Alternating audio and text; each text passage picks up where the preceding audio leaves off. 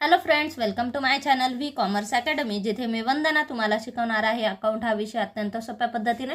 मुलांना आजच्या व्हिडिओमध्ये आपण बुक किपिंग पेपरमध्ये क्वेश्चन नंबर 1 आपण डिस्कस करणार आहोत.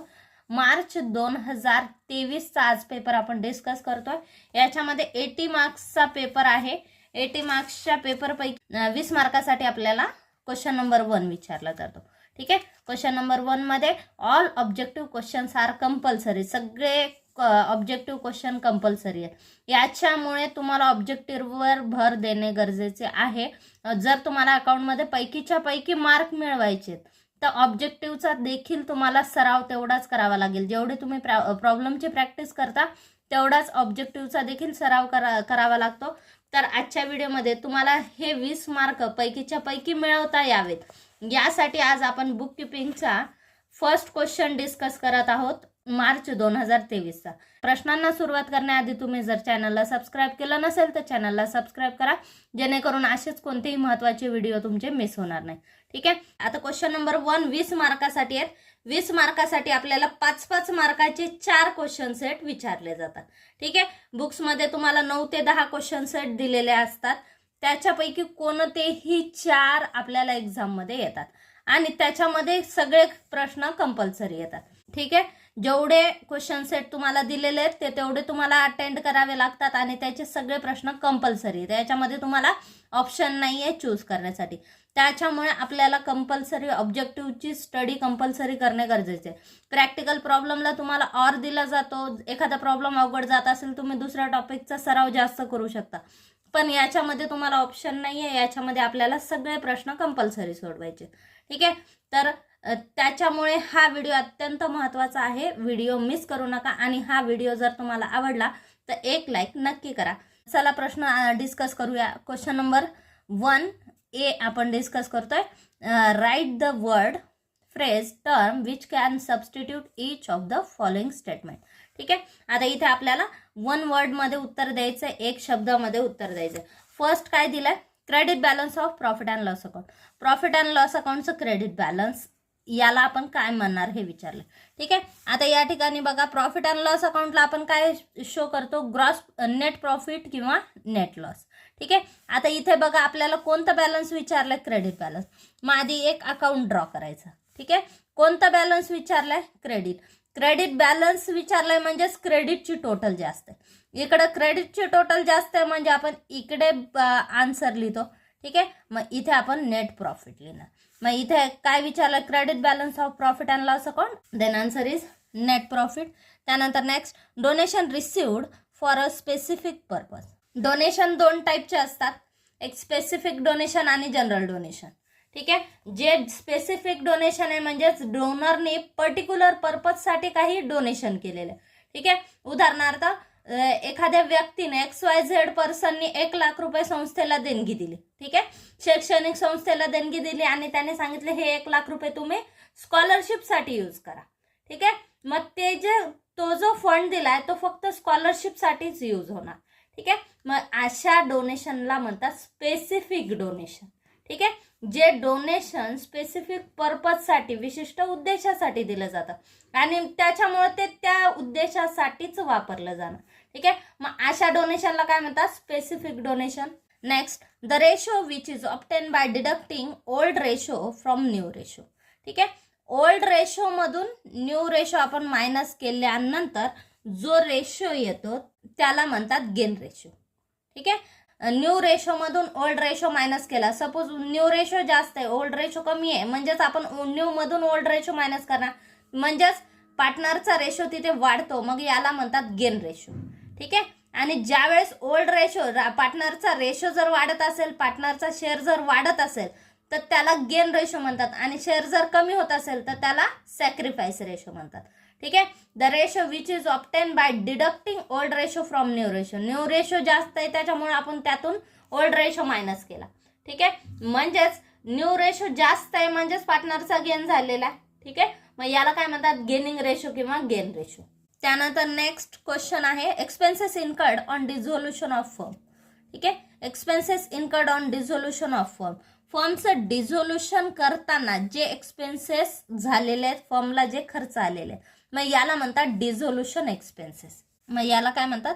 याला म्हणतात डिझोल्युशन एक्सपेन्सेस, किंवा यालाच दुसरा वर्ड पण आहे रिअलायझेशन एक्सपेन्सेस. ओके, मग दोन्हीपैकी कोणतंही आन्सर तुम्ही लिहू शकता. Expenses incurred on dissolution of firm, याला डिझोल्युशन एक्सपेन्सेस सुद्धा म्हणतात आणि रिअलायझेशन एक्सपेन्सेस सुद्धा म्हणतात. दोन्हीपैकी जो वर्ड तुम्हाला आठवला तुम्ही लिहू शकता. कोणतंही आन्सर बरोबर कन्सिडर केलं जातं. ठीक आहे. नेक्स्ट क्वेश्चन आहे, tally software is classified into this category. ठीक आहे, टॅली सॉफ्टवेअर हे कोणत्या कॅटेगरीमध्ये येतं? Then answer is mercantile. Tally software आपण कशासाठी यूज केलं जातं? प्रायव्हेट सेक्टरमध्ये अकाउंटिंग मेंटेन करण्यासाठी टॅली हे सॉफ्टवेअर यूज केलं जातं. ठीक आहे, त्यामुळे ते मर्कंटाईल या कॅटेगरीमध्ये येतं. त्याच्यानंतर नेक्स्ट क्वेश्चन आपल्याला दिलेला आहे, कॅल्क्युलेट द फॉलोइंग. ठीक आहे, calculate the following B question set आपल्याला कॅल्क्युलेट द फॉलोइंग दिलेला आहे 5 मार्कासाठी. ठीक आहे, म्हणजे प्रत्येक प्रश्नाला 1 मार्क आपल्याला दिला जाईल. फर्स्ट विचारलंय कॅल्क्युलेट 12.5% डेप्रिसिएशन ऑन फर्निचर, किंवा कॅल्क्युलेट 12.5% डेप्रिसिएशन ऑन फर्निचर. ठीक आहे, 2,20,000चं फर्निचर दिलंय, त्याच्यावर 12.5% डेप्रिसिएशन कॅल्क्युलेट करायचं 1 इयरसाठी. ठीक आहे, आणि दुसरं फर्निचर 10,000 दिलंय आणि त्याच्यावर डेप्रिसिएशन किती कॅल्क्युलेट करायचं? 6 मंथचं. ठीक आहे, मग 2,20,000वर 12.5% डेप्रिसिएशन कॅल्क्युलेट करा. याच्यावर बघा मी कॅल्क्युलेट केलेलं आहे. ठीक आहे, 2,20,000वर 12.5% डेप्रिसिएशन चार्ज करा. 2,20,000 गुणिले 12.5 भागिले 100. ठीक आहे, इज इक्वल टू, आता या ठिकाणी 12.5नी 100ला भाग जातो बघा, 8चा भाग जातो. ठीक आहे, मग हे कट झाला, 12.5 1चा भाग बसला, इथे 8चा भाग बसला. ठीक आहे, 8ने आता 2,20,000ला भाग द्या. मग हे किती आलं? 12.5% डेप्रिसिएशन हे आलं 1 इयरचं. ठीक आहे, मग 1 इयरचं डेप्रिसिएशन किती आलं? 27,500. मग तिथे तुम्हाला नीट इन डिटेल आन्सर लिहावं लागेल. डेप्रिसिएशन ऑन फर्निचर 12.5% डेप्रिसिएशन घ्या आणि 2,20,000वर डेप्रिसिएशन दाखवा. किती टक्क्यांनी? 12.5%नी 1 वर्षाचं किती येतं? 27,500. त्याच्यानंतर दुसरं 10,000चं फर्निचर, 10,000वर डेप्रिसिएशन कॅल्क्युलेट करा. 10,000 गुणिले 12.5 भागिले 100. ठीक आहे, 1250 हे 1 इयरचं डेप्रिसिएशन येतं. मग इथे घ्या डेप्रिसिएशन फॉर 6 मंथ. ठीक आहे, किती आहे? 1250 गुणिले 6 भागिले 12 करा. आन्सर किती येतं? 625. किंवा तुम्ही डायरेक्टली डेप्रिसिएशन फॉर 6 मंथ घ्या, इज इक्वल टू 10,000 गुणिले 12.5 भागिले 100 गुणिले 6 भागिले 12. ठीक आहे, आन्सर किती येणार? 625. 10,000वर 6 महिन्याचं डेप्रिसिएशन किती येतं? 625. Okay, next question, library books rupees dash less 10% depreciation. ठीक आहे, इथली व्हॅल्यू आपल्याला फाइंड आउट करायची. ठीक आहे, डेप्रिसिएशन किती सांगितलं? 5,000 डेप्रिसिएशन सांगितलं आणि बुक व्हॅल्यू किती आली त्याची? 45,000. ठीक आहे, सरळ सरळ हिशोब आहे बघा. 45,000 मायनस आपण डेप्रिसिएशन मायनस केल्यानंतर हे 5,000 डेप्रिसिएशन आपण लेस केलं. ठीक आहे, त्याच्यानंतरची जी व्हॅल्यू दिली आहे ही 45,000 व्हॅल्यू दिली. ठीक आहे, म्हणजे वरती किती असणार आहे? 50,000. ठीक आहे, सरळ सरळ कॅल्क्युलेशन आहे. मग आता तुम्ही याची मांडणी करू शकता. आता लायब्ररी बुक्स किती सांगितले आपल्याला, त्याची बुक व्हॅल्यू आजची किती दिली आहे? 45,000. ठीक आहे, डेप्रिसिएशन किती सांगितलं? 5,000 सांगितलं, जे की 10%. ठीक आहे, म्हणजे 10% व्हॅल्यूची आपल्याला हे सांगितले. 10% म्हणजेच किती आहेत? 5,000 सांगितले. मग आता 100% म्हणजे किती काढा? मग 100 गुणिले 5,000 भागिले 10 करा. ठीक आहे, उत्तर येतं 50,000. मग पेपरमध्ये प्रश्न लिहायचा आधी. ठीक आहे, प्रश्न व्यवस्थित लिहायचा आणि तिथे लिहायचं library books is equal to. ठीक आहे, आणि त्याच्यानंतर अशा पद्धतीने मांडणी करून आन्सर काढा. लायब्ररी बुक्सची व्हॅल्यू किती येते? 50,000.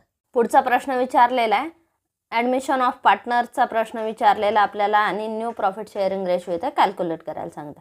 प्रश्न काय विचारला? Apte and Bhate are sharing profits and losses in the ratio 3:2. If Kate is admitted at 1/4 share then calculate new profit sharing ratio. Okay, Apte and Bhate हे ओल्ड पार्टनर आहेत दोघं, त्यांच्यामध्ये रेशो काय होता? 3:2. नवीन पार्टनर आला काटे, त्याचा नवीन शेअर किती आहे? 1/4. ठीक आहे, न्यू पार्टनरचा शेअर 1/4 आहे. आता हा काटे आल्यानंतर त्यांचा न्यू प्रॉफिट शेअरिंग रेशो काय असणार आहे हे तो आपल्याला सांगितलं. ठीक आहे, then calculate new profit sharing ratio हा क्वेश्चन आपल्याला विचारला आहे. म्हणजे इथं आपल्याला new profit sharing ratio calculate करायचा आहे। आता इथे बघा, न्यू प्रॉफिट शेअरिंग रेशो काढण्यासाठी सूत्र काय वापरायचं, calculation of new profit sharing ratio आणि calculation of sacrifice ratio, gaining ratio याचे मी स्पेशली व्हिडिओ बनवलेले आहेत। तर हे व्हिडिओ तुम्हाला बघायचे असतील तर त्याची लिंक डिस्क्रिप्शन बॉक्समध्ये दिलेली असेल। तुम्हाला जर याच्यामध्ये कॅल्क्युलेशनमध्ये काही प्रॉब्लेम असेल तर ते व्हिडिओ नक्की बघा, त्याच्यामध्ये तुमचे सगळे प्रॉब्लेम सॉल्व्ह होतील। ठीक आहे, तर आपण न्यू प्रॉफिट शेअरिंग रेशो कसा काढायचा बघू।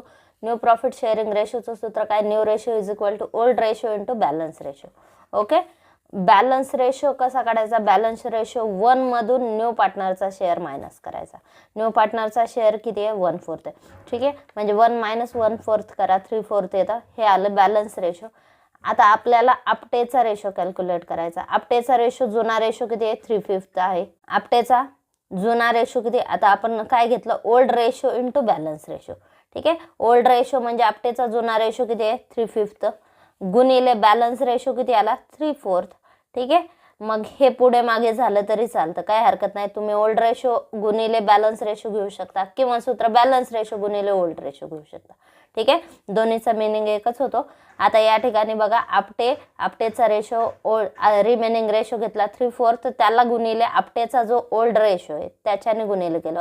आपटेचा ओल्ड रेशो किती आहे, 3/5। ठीक आहे, 3 + 2 किती झाले, 5। ठीक आहे, म्हणजे 3/5 कोणाचा रेशो, आपटेचा।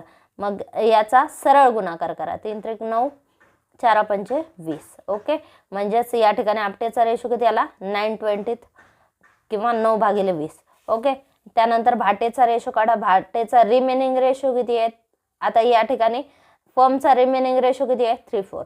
ठीक आहे, 3/4 घेतला गुणिले भाटेचा ओल्ड रेशो घ्या, भाटेचा ओल्ड रेशो किती आहे, 2/5। मग सरळ गुणाकार करा, 3 × 2 = 6 4 × 5 20 6/20। ठीक आहे, मग रेशो किती आला, आपटेचा 9 आला, भाटेचा 6 आला। तिसरा कोण आहे, तिसरा काटे, काटेचा शेअर 1/4 दिला। ठीक आहे, मग त्या 1/4 सुद्धा या लेवलमध्ये घेऊन या। काटेचा 1/4 शेअर आपल्याला सांगितला, आपल्याला इथे त्याच्या बेसमध्ये 20 घ्यायचे। ठीक आहे, मग 4 ला गुणिले 5 करा, 20 येतात। मग गुणिले 5 घ्या आणि खाली आणि वरती दोन्हीला 5 ने गुणाकार करा, 5 × 1 = 5 5 × 4 = 20। ठीक आहे, मग रेशो किती आला, 5/20। देन न्यू रेशो किती आला, 9 आपटेचे, 6 भाटेचे आणि 5 काटेचे, 9:6:5। न्यू प्रॉफिट शेअरिंग रेशो किती आला, 9:6:5। ठीक आहे, त्यानंतर नेक्स्ट क्वेश्चन घ्या। Ganesh draws a bill for ₹40,000 on 15th January 2020 for 2 months. He discounted the bill with the Bank of India at the rate 15% on the same day. Calculate the amount of discount. आता या ठिकाणी आपल्याला काय calculate करायचे, amount of discount. काय सांगितले, गणेशनं bill draw केलं 40,000चं, किती तारखेला, 15 जानेवारीला। ठीक आहे, 15 जानेवारी 2020ला त्याने बिल ड्रॉ केलं 2 months. He discounted the bill with bank of India, bank of इंडियामध्ये डिस्काउंट केलं, किती टक्क्याने डिस्काउंट केलं, 15%। मग आता इथे आपल्याला काय कॅल्क्युलेट करायचं, डिस्काउंट कॅल्क्युलेट करायचं। मग सगळ्यात आधी आपण डिस्काउंटचं सूत्र काय घेतो ते बघा, डिस्काउंटचं सूत्र आपण यूज करतो, discount is equal to amount of bill into rate divided by 100 into unexpired day divided by total period. ठीक आहे, किंवा 12 month किंवा 365 days। डेजमध्ये घेतलं तर 365 घ्यायचं आणि मंथ्समध्ये घेतलं तर 12 month घ्यायचं। ओके, आता अमाऊंट ऑफ बिल किती आहे, 40,000। इथे बिलाची अमाऊंट किती घेतली आपण, 40,000। रेट किती सांगितला, 15%। मग 15/100 घ्या, गुणिले बिल किती मंथचं आहे, 2 monthsचं। ठीक आहे, 2 divided by 12। आता या ठिकाणी काय सांगितलं, गणेशने बिल ड्रॉ केलं 15 जानेवारीला 2 महिन्यासाठी, आणि इथे काय सांगितलं, he discounted the bill with Bank of India at the rate 15% on the same day। हे वाक्य इथे महत्वाचं आहे। ठीक आहे, सेम डेला बिल डिस्काउंट केलं का 1 महिन्याने केलं, 2 महिन्याने केलं, हे इथे महत्वाचं आहे, कारण याच्यावर आपला पिरियड डिपेंड असणार आहे। ठीक आहे, अनएक्सपायर्ड डे म्हणजे त्या बिलाचा जेवढा पिरियड शिल्लक आहे तेवढ्याच पिरियडचा डिस्काउंट कॅल्क्युलेट केला जातो। ठीक आहे, आता समजा हे बिल जर 1 महिन्याने आपण डिस्काउंट केलं तर बँकेला 1 महिन्याचाच डिस्काउंट देणार आपण, कारण बँक बिल 1 महिन्यात सांभाळणार आहे। ठीक आहे, आता इथे आपण सेम डेला आपण हे बिल डिस्काउंट केलं म्हणजेच 2 महिन्याचा डिस्काउंट आपल्याला बँकेला द्यावा लागेल, कारण बँक हे बिल बँकेत 2 महिने ठेवणार आहे। ठीक आहे, त्याच्यामुळे डिस्काउंट 2 महिन्याचा कॅल्क्युलेट होईल. त्याच्यामुळे हे जे सेंटेन्स आहे हा पार्ट महत्त्वाचा आहे. ठीक आहे, त्यामुळे या सेंटेन्सचा हा पार्ट महत्त्वाचा आहे. बिल कधी डिस्काउंट केलं त्याच्यावर आपला बिलाचा डिस्काउंटचा पिरियड डिपेंड असेल. ठीक आहे, मग गुणिले किती घेतलं, 2 महिन्यासाठी बिल, आपण 2 महिन्याचं बिल आहे आणि ते बँकेमध्ये आपण जेव्हा काढलं तेव्हाच डिस्काउंट केलं म्हणजे 2 महिन्याचा डिस्काउंट आपल्याला बँकेत द्यावा लागेल. ठीक आहे, मग त्यामुळे 2 महिन्याचा डिस्काउंट कॅल्क्युलेट करा 12 महिन्यापैकी. ठीक आहे, मग 40,000 गुणिले 15 भागिले 100 गुणिले 2 भागिले 12. ठीक आहे, हे काय घेतलं, हे आपण रेट घेतला आणि हा घेतला पिरियड. ओके, मग डिस्काउंट किती येतो, डिस्काउंट येतो 1000. डिस्काउंट किती आला, 1000 या ठिकाणी. मग discount calculate the amount of discount आपल्याला सांगितलं होतं, आपण डिस्काउंट कॅल्क्युलेट केला तो किती आला, 1000 रुपये. त्याच्यानंतर पुढचा प्रश्न दिला, from the following information calculate current asset.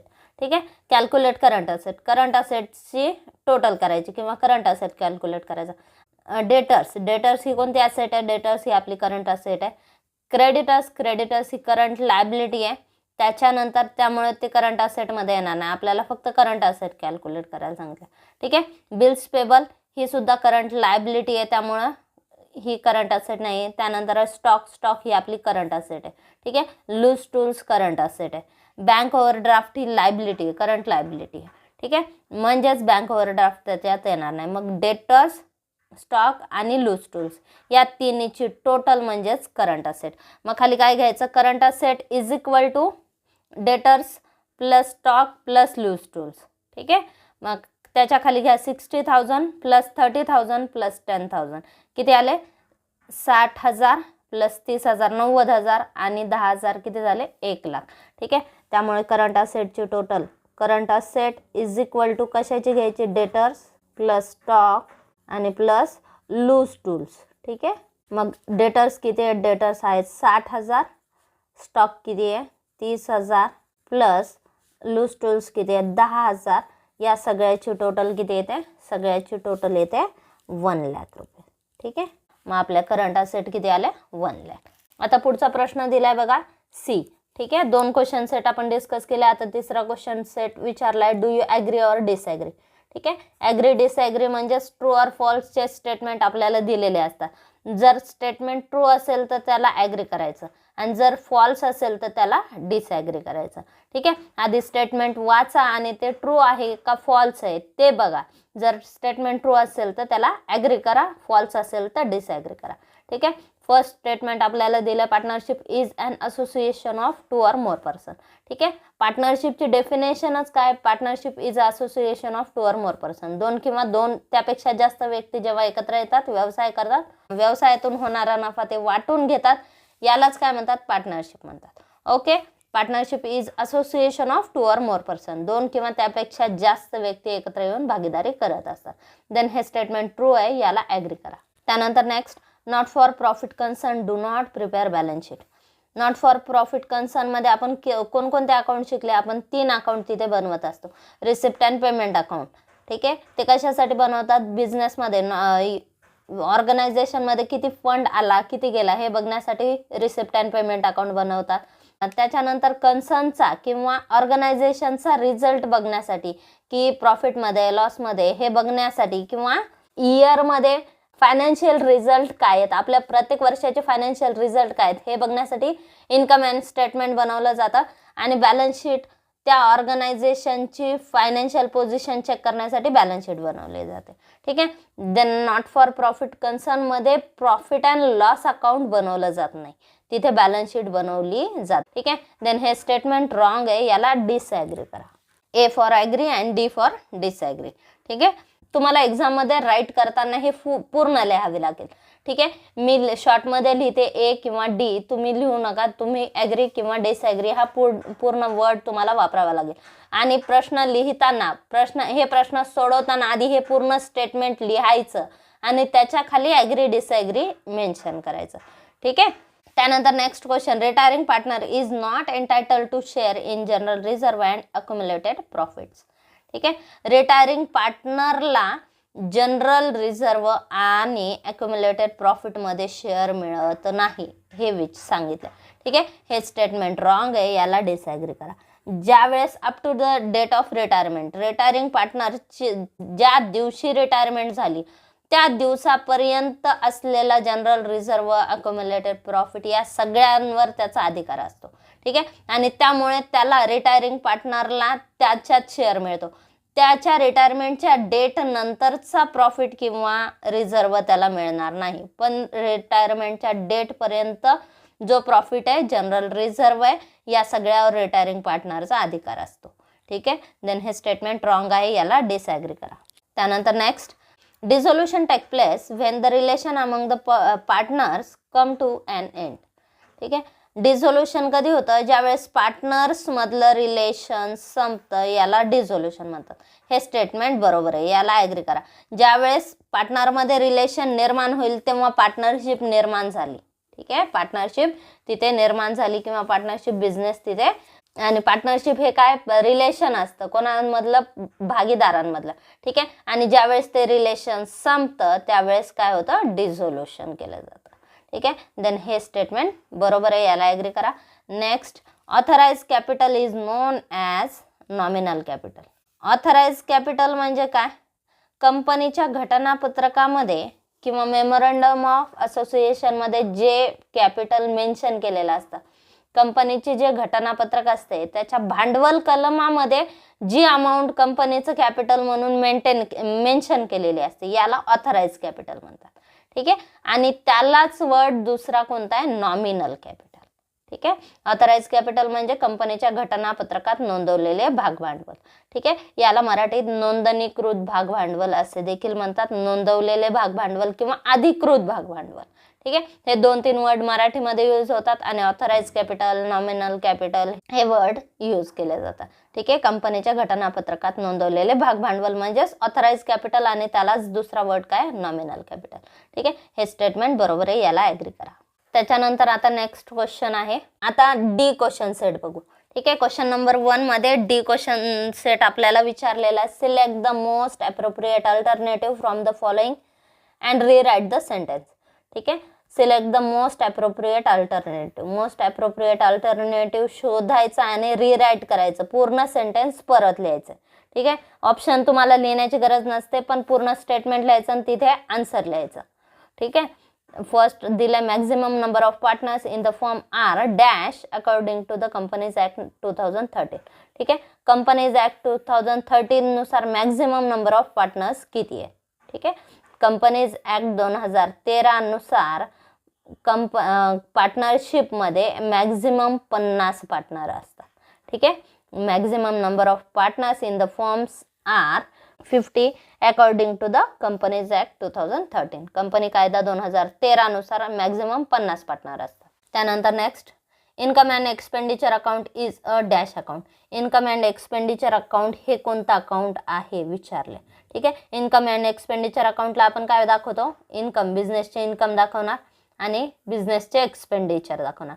Particular पिरियडमध्ये किंवा पर्टिक्युलर अकाउंटिंग इयरमध्ये आपले किती इन्कम, बिझनेसचे किती इन्कम आहेत किंवा किती एक्सपेंडिचर आहेत हे दाखवण्यासाठी इन्कम अँड एक्सपेंडिचर अकाउंट बनवलं जातं.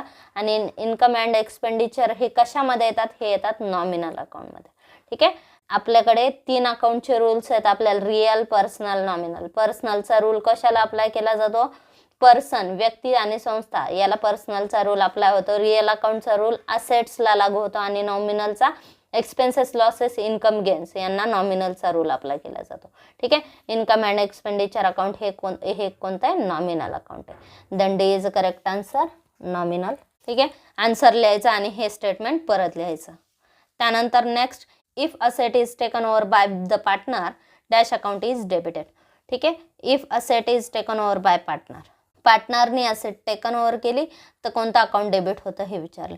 आता असेट जर पार्टनरने टेकन ओव्हर केली तर त्याची आपण जर्नल एंट्री काय करतो? असेट कोणी घेतली? पार्टनरने. Debit the receiver, credit the giver. मग पार्टनरने असेट टेकन ओव्हर केली तर पार्टनर हा रिसिव्हर आहे आणि रिसिव्हर असल्यामुळे पार्टनर काय होईल? डेबिट होईल. मग एंट्री आपण काय घेणार? Partners capital account debit to asset account. मग एंट्री आपण काय घेणार? Partners capital account debit to asset account. पार्टनरनी असेट टेकन ओव्हर केली म्हणजे पार्टनर अकाउंट काय झालं? डेबिट झालं. इथे काय विचारलं? If the asset is taken over by the partner dash account is debited. पार्टनरने ॲसेट टेकन ओव्हर केली तर पार्टनरचं अकाउंट डेबिट होणार. मग इथे काय येईल? Capital account. ठीक आहे, देन कॅपिटल अकाउंट इथे डेबिट होणार. त्यानंतर next, death is a compulsory dash. Death म्हणजे काय? एखाद्या पार्टनरची डेथ झाली, ठीक आहे, त्याचा मृत्यू झाला म्हणजेच तो कंपल्सरी रिटायर होईल. ए बी सी 3 पार्टनर आहे. ठीक आहे, ए बी सी 3 पार्टनर आहेत. जर समजा बीची डेथ झाली म्हणजे तो कंपल्सरी रिटायर झाला. ठीक आहे, त्याची इच्छा असो किंवा दुसऱ्याची इच्छा असो नसो, आता त्याची डेथ झाल्यावर त्याला कोणी काय करू शकणार आहे का? नाही. त्यामुळे त्याला काय म्हणतात? Compulsory retirement. ठीक आहे, डेथला काय म्हणतात? Compulsory retirement. नेक्स्ट क्वेश्चन आहे, the person on whom a bill is drawn is called a. The person on whom a bill is drawn, ज्याच्यावर बिल काढलंय.